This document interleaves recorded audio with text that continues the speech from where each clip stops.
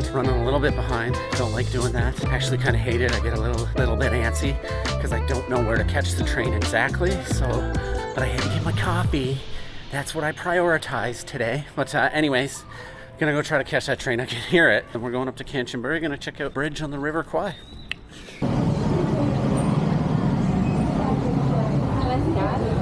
Hi, Kanchanaburi? Yes. How much? All right, I think I made it. I'm on a train anyways, so hopefully this is the one. And we'll see in a few hours where I end up. Yeah.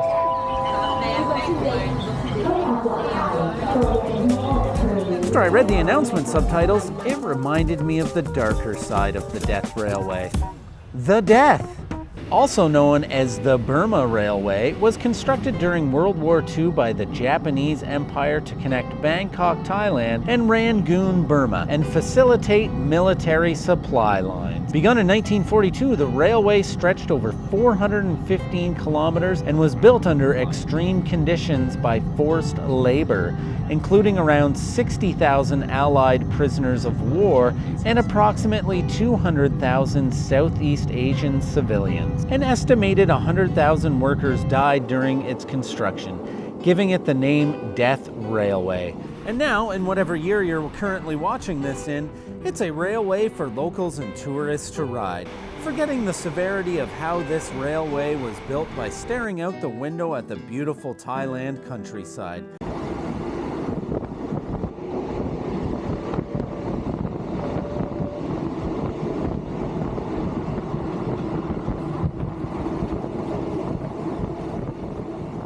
Okay, so we are going to head down to the bridge on the River Kwai. So I think we just walk across the bridge at this point.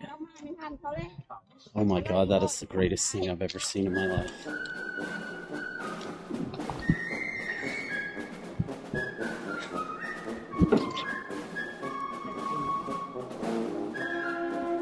So evidently, if you time it just right, you can be on the bridge when the train goes by. It was a bit of a surprise when I noticed the train didn't give a care that you were on the bridge. I have to say though, it was a pretty neat and unexpected experience. I felt like this was more of a Stand By Me experience than a Bridge on the River Kwai experience. Fun fact, both movies were filmed on cameras. Yeah? Well anyways, after my near-death experience, I wanted to now be bored to death with a trip to the museum.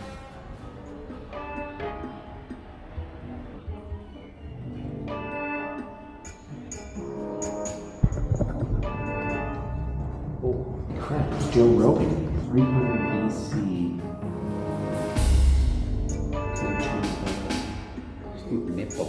So if you're wondering what the evolution of Joe Rogan and these ladyboy dresses have to do with a war museum, let me just take a few moments to explain it to you.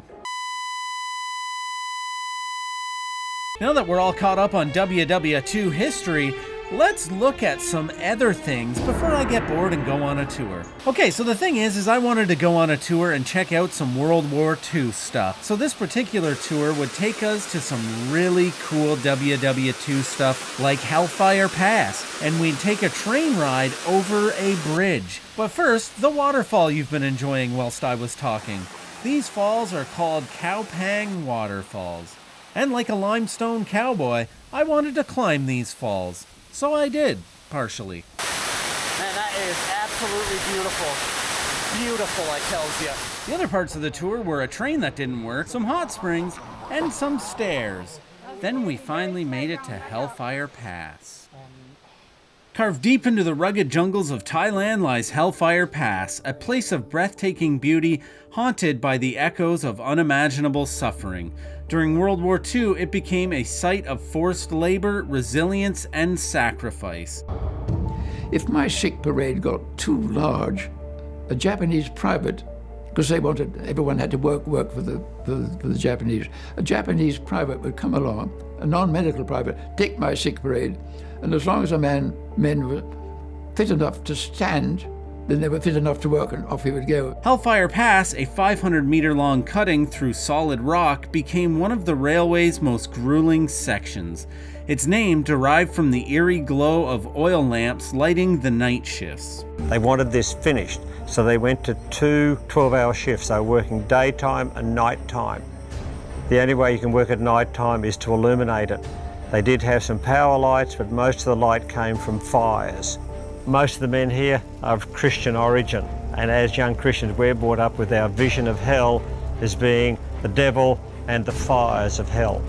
Hellfire got the name Hellfire Pass because of the night scene of the burning fires and the skeletal men working as slaves in front of the devil. Under extreme conditions with minimal tools, malnourished and disease-ridden workers toiled day and night.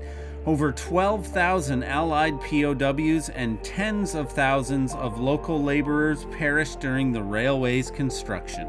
I'd been badly, they'd kicked my nose in. I had a bad fractured nose and hit a hole between my eyes. I couldn't see anything anywhere. I was next to an Aussie that had his leg cut off that morning. A big Aussie. And it was routine stuff when you, under the most crude circumstances. Then we were lying on bamboo. And anyway, in the middle of the hut was another man who was in my own regiment. And he had an ulcer that was granulating quite well. He was in far better conditions than hundreds of the others around him.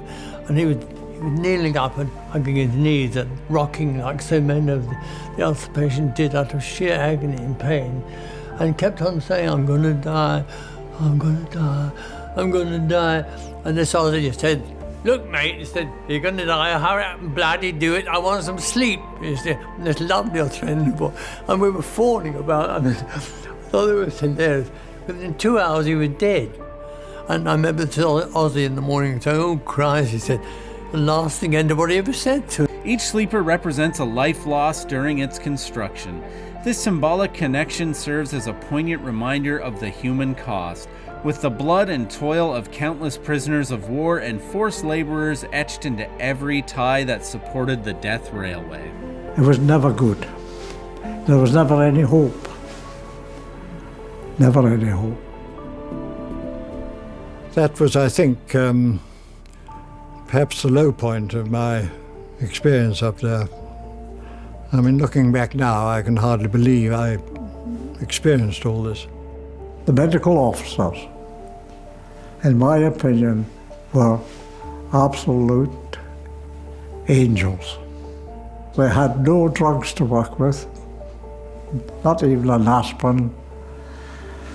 A colonel in the hospital camp in Chiang Colonel Weary Dunlop, an Australian, did fantastic work. I didn't want to leave this in such a downer, but it is important to remember that the sacrifice those men made was so one day we could have the freedom to ride this train. I mean, I'm sure they'd rather be alive, but the point I'm trying to make is something about freedom and how they paid the ultimate sacrifice so we could have this freedom. There's an old saying,